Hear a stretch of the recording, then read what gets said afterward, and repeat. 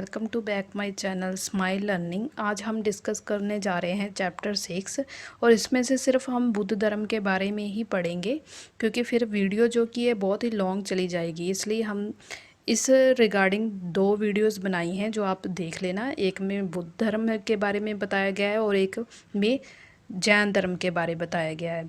तो आज हम पढ़ने जा रहे हैं जो चैप्टर, उसका नाम है नए प्रश्न और नए विचार। अगर आप मेरे चैनल पर नए आए हैं तो प्लीज़ इसे लाइक, सब्सक्राइब और शेयर ज़रूर कीजिए। इसके रिगार्डिंग अगर आपको कुछ भी पूछना है तो आप कमेंट करके भी पूछ सकते हैं।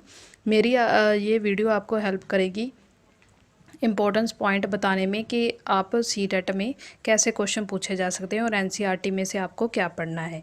यहाँ पर दिया गया है बुद्ध की कहानी। तो चलिए स्टार्ट करते हैं। बुद्ध धर्म का जो कि संस्थापक थे वो सिद्धार्थ थे, और जिन्होंने गौतम के नाम से जाना जाता था जिसे, और उनका जन्म जो लगभग 2500 वर्ष पूर्व हुआ था, वह समा था जब लोगों ने जीवन में तेजी में से परिवर्तन आने लगे थे। महाजनपदों के कुछ राजा उस समय बहुत शक्तिशाली हो गए थे। इससे पहले वाली वीडियो में मैंने जनपद और महाजनपदों के बारे में पढ़ाया है, तो आप उसे भी जाकर जरूर एक बार देख लीजिए।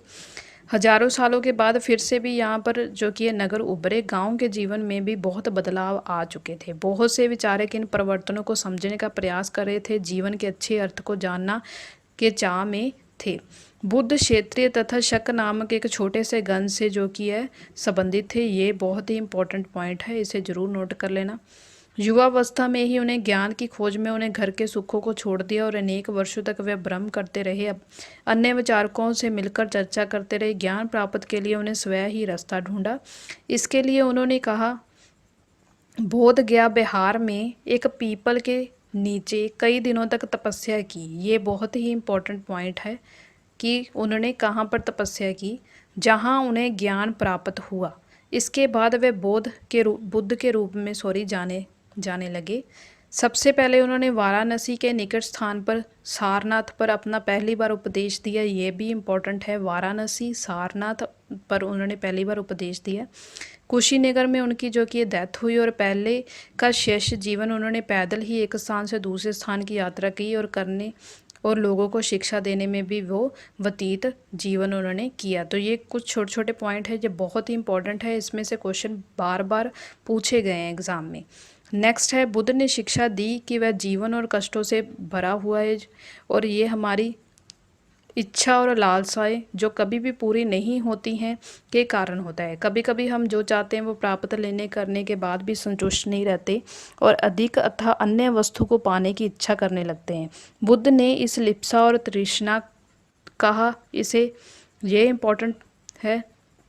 बुद्ध ने शिक्षा दी, आत्म समय अपनाकर हम इसे अपनी लालसा को मुक्त जो कि है कर सकते हैं। यहाँ दिया गया है, ये इम्पोर्टेंट है बहुत, सारनाथ, जहाँ पर उन्होंने फर्स्ट टाइम अपने उपदेश दिया। इन इमारतों के स्तूप के नाम से जाना जाता है। यहीं पर बुद्ध ने अपना सर्वप्रथम जो कि उपदेश दिया। इसी घटना की स्मृति से यहाँ स्तूप का निर्माण किया गया है, जिनके बारे में हम आगे जाके पढ़ेंगे। और स्तूप कैसे होते हैं उसकी पिक्चर मैं आपको ज़रूर यहाँ पर दिखा देती हूँ। जी आपने पिक्चर देख ली, ऐसे स्तूप से कहा जाता है। नेक्स्ट है, उन्हें लोगों को दयालु होने और मनुष्य के साथ साथ जानवरों को जीवन के बारे में भी बताया। तो ये भी इम्पोर्टेंट है कि केवल इंसानों के जीवन के बारे में नहीं, जानवरों के जीवन के बारे में भी उन्होंने शिक्षा जो कि है दी। वह मानते थे कि हमारे कर्मों का प्रमाण, चाहे वो अच्छा हो चाहे वो बुरा हो, वर्तमान जीवन के साथ और बाद में जीवन को भी प्रभावित करता है। बुद्ध ने अपनी शिक्षा जो कि है सामान्य लोगों को दी। किस भाषा में दी, ये इम्पोर्टेंट पॉइंट बनता है, प्रकृति भाषा में। इससे सामान्य लोग भी उनका उपदेश को जो कि है समझ सके। बुद्ध ने कहा कि लोग किसी भी शिक्षा को केवल इसलिए नहीं स्वीकार कर रहे हैं कि वह उनका उपदेश है, बल्कि वह उसे विवेक से मापे। यानी कि मेरे उपदेश को इस तरह ना माने कि मैंने ये उपदेश दिया है, उसे समझे और फिर उसे फॉलो करे। ये उनका जो कि एक मैसेज था। नेक्स्ट यहाँ पर दिया गया है किस्सा गौतम नामक एक कहानी का। इसमें से बुद्ध ने कुछ उपदेश देने की कोशिश की है। मैं आपको जस्ट वैसे ही सुना देती हूँ कि इस कहानी में क्या है। ये बुद्ध के विषय में एक प्रसिद्ध कहानी है। एक समय की बात है कि किस्सा नामक गौतम नामक की एक स्त्री हुआ करती थी। उसका जो पुत्र मर गया। इस बात से वो इतनी दुख थी कि बच्चे को गोद में उठाकर वो सड़कों सड़कों पर घूम रही थी और लोगों से प्रार्थना कर रही थी कि मेरे पुत्र को जो जीवित कर दिया जाए। भला व्यक्ति उसे बुद्ध के पास ले गया तो बुद्ध ने उसे ये कहा कि मुझे तुम एक मिट्टी के सरसों के बीज ला कर दो, मैं तुम्हारे पुत्र को जीवित कर दूंगा। किस्सा गौतमी नामक जो स्त्री होती है वो बहुत ही ज़्यादा खुश हो जाती है और इस बात से वह बीज जब लेने जाती है तभी बुद्ध ने उसे रोककर ये कहा कि बीज एक ऐसे घर से लेकर आना जहाँ पर किसी की डेथ ना हुई हो। तो किस्सा गौतमी एक दरवाजे से दूसरे दरवाजे पर जाती है तो और वहाँ पर वो देखती है कि हर घर में किसी न किसी की जो डेथ है, जैसे चाहे उसका पिता है, माता है, बहन, भाई, पति, पत्नी, बच्चे, चाचा, चाची, दादा, दादी, किसी की मृत्यु हुई है। तो इससे बुद्ध क्या उपदेश देना चाहते थे उस दुखी माँ को? तो इससे वो मैसेज देना चाहते थे कि जब एक बार किसी की डेथ हो जाती है तो तब उसको जीवित करना जो कि है असंभव है। तो इस तरह ये छोटी छोटी कहानी इसमें दी गई हैं जिसमें से बुद्ध मैसेज अपने कैसे समझाते थे उसका ये दिया गया है। नेक्स्ट है उपनिषद। ये इम्पोर्टेंट है। उपनिषद क्या है इसके बारे में हम पढ़ेंगे। जिस समय बुद्ध उपदेश दे रहे थे उसी समय उसमें से बहुत ही थोड़े समय पहले दूसरे जो और लोग थे वो कठिन प्रश्नों का उत्तर ढूंढ रहे थे कि मृत्यु के बाद भी जीवन होता है, मृत्यु के बाद क्या होता है, इसके बारे में वो प्रयास कर रहे थे ढूंढने के लिए। इस तरह उसने ये भी मृत्यु के बाद भी कुछ चीज़ बची रहती है या नहीं, आत्मा तथा ब्रह्मा तथा सर्वो आत्मा के रूप में क्या है वे ये मानते थे। ऐसे कई विचारों का संकलन जो कि है किसमें दिया गया, उपनिषद में दिया गया। उपनिषद क्या है, वो उत्तर वैदिक ग्रंथ का एक हिस्सा है। उपनिषद का शाब्दिक अर्थ है गुरु के समीप बैठना, यानी कि गुरु के समीप बैठना, और इन ग्रंथों का अध्यापकों और विद्यार्थियों के बीच बातचीत का संकलन किया गया। ये विचार सामान्य वार्तालाप के रूप में होते थे, यानी कि सबको समझ आने वाले। तो ये जो कि इम्पोर्टेंट है, आपको पता चल ही गया होगा कि उपनिषद क्या है। नेक्स्ट यहाँ पर दिया गया है भारतीय दर्शन की 6 प्रति, यानी कि पष्ट दर्शन। सदियों से भारत द्वारा सत्य की बौद्धिक खोज में प्रतिनिधिता दर्शन 6 शाखाओं ने की। ये कौन से थे? वैशेषिक, न्याय, संख्या, योग, पूर्व मीमांसा, वेदांत और उत्तर मीमांसा के नाम से ये जाने जाते हैं। ये इंपॉर्टेंट है। दर्शन की ये 6 पद्धतियों की स्थापना किन्होंने की? ये स्थापना जो की है वो कृष कंद गौतम नामक के कपिल, पतंजलि, जमानी, व्यास द्वारा ये जो कि दी गई। 2 क्वेश्चन इसमें से हो गए। 6 पद्धतियाँ कौन सी उसके नाम दिए गए, किन्होंने स्थापना की, जो आज भी देश के बौद्धिक चर्चाओं में दिशा में है। जर्मन मूल के जो एक ब्रिटिश रहे भारतीय फेडरिक मैक्समूलर के अनुसार ये दर्शन की 6 शाखाओं का विकास कई पीढ़ियों के दौरान व्यक्तिगत विचारकों में हुआ।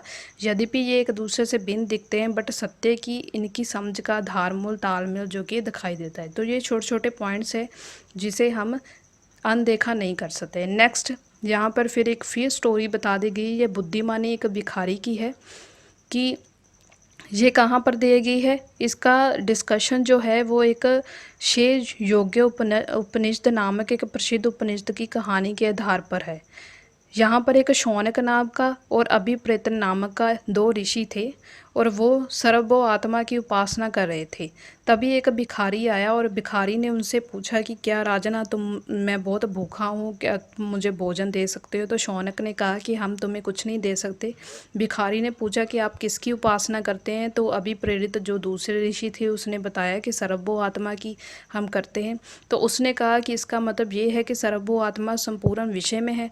तब ऋषि कहता है कि वो कहते हैं कि हाँ हाँ सभी में है। भिखारी फिर पूछता है अगर सर्वो आत्मा संपूर्ण विषय में विद्वान है तो फिर वो मेरे अंदर भी होगी, तो मैं इस विषय का भाग हो सकता हूँ। तो इस तरह से बुद्धिमान भिखारी ने उनके पास उन्हें बताया कि अगर आप मानते हैं सर्वो आत्मा के बारे में तो वो मेरे में भी तो फिर है, क्योंकि मैं ये विषय का एक हिस्सा हूँ। तभी फिर वो उसे भोजन दे देते हैं। इस तरह इन्होंने किया है। ये स्टोरीज इसलिए इम्पोर्टेंट है क्योंकि इसमें से कई बार करैक्टर में से पूछ लेता है कि कौन सी स्टोरी में ये करैक्टर था। तो इस तरह आपको करैक्टर के नाम जो कि है पता होना चाहिए, स्टोरी पता होनी चाहिए। नेक्स्ट है इन चर्चाओं में भाग लेने वाले जो कि होते थे पुरुष ब्राह्मण तथा राजा होते थे। कभी कभी लोग गार्गी जैसे स्त्री विचारकों का भी उल्लेख करते थे। अब यहाँ पर स्त्रियों का भी उल्लेख करना उन्होंने स्टार्ट कर दिया। विधाता के लिए प्रसिद्ध गार्गी जो कि एक राज दरबारों में होने वाला वाद था। कई बार पूछ लेता है कि गार्गी क्या थी। गार्गी एक स्त्री नहीं थी, गार्गी एक डिस्कशन था जो राजा और अन्य ब्राह्मणों और लोगों के बीच में होता था उसका एक नाम दिया गया है। निर्दय व्यक्ति इसी तरह के वाद विवाद में बहुत ही कम जो कि हिस्सा लेते थे। इस तरह का एक प्रसिद्ध अपवाद जो कि है सत्यकाम जबला के नाम पर पड़ा। ये भी नाम बहुत इंपॉर्टेंट है, कई बार क्वेश्चन पूछ लेता है। उसका नाम उसकी दासी माँ के नाम पर पड़ा। सत्यकाम के मन में भी सत्य जानने की तीव्रता जिज्ञासी थी, तो गौतम नामक एक ब्राह्मण ने उन्हें अपने विद्यार्थी बनाकर उसे जो कि ये शिक्षा दी। उपनिषद के कई कई विचारकों का विकास बाद में प्रसिद्ध विचारक शंकराचार्य द्वारा जो किया दिया गया, ये भी इम्पोर्टेंट है। तो नेक्स्ट है व्याकरण पानी, ये बहुत इंपॉर्टेंट है। इसमें से 3-4 क्वेश्चन बनते हैं। इस युग में कुछ अन्य विधानों की खोज हुई। उन्हीं प्रसिद्ध विधानों में एक पानी ने संस्कृति भाषा के रूप में एक व्याकरण की रचना की है। इसे स्वरों तथा व्यंजनों का एक विशेष क्रम में रखकर आधार पर सूत्रों की रचना की, और सूत्र जो कि एक बीज ग्रंथ सूत्रों से काफ़ी मिलते जुलते हैं। इसका प्रयोग उन्हें संस्कृति भाषा के प्रयोग में लघु सूत्रों के रूप में जो किया। इस तरह ये पूछ सकते हैं कि पानी क्या है, किस भाषा में लिखी गई है, कौन से व्यंजन इसमें यूज़ किए गए हैं। तो इस तरह से ये क्वेश्चन पूछ सकता है। आई होप आपको मेरी ये वीडियो अच्छी लगी है। अगर आपको मेरी वीडियो ये अच्छी लगी है तो लाइक सब्सक्राइब और शेयर ज़रूर कीजिए इसे। और इसके रिगार्डिंग अगर आपको कुछ भी पूछना है तो प्लीज़ कमेंट करके पूछिए। मेरी नेक्स्ट वीडियो में मैं इसी टॉपिक सेम यही टॉपिक चैप्टर 6 का जैन धर्म आपको से डिस्कस करूँगी। Thank you for watching.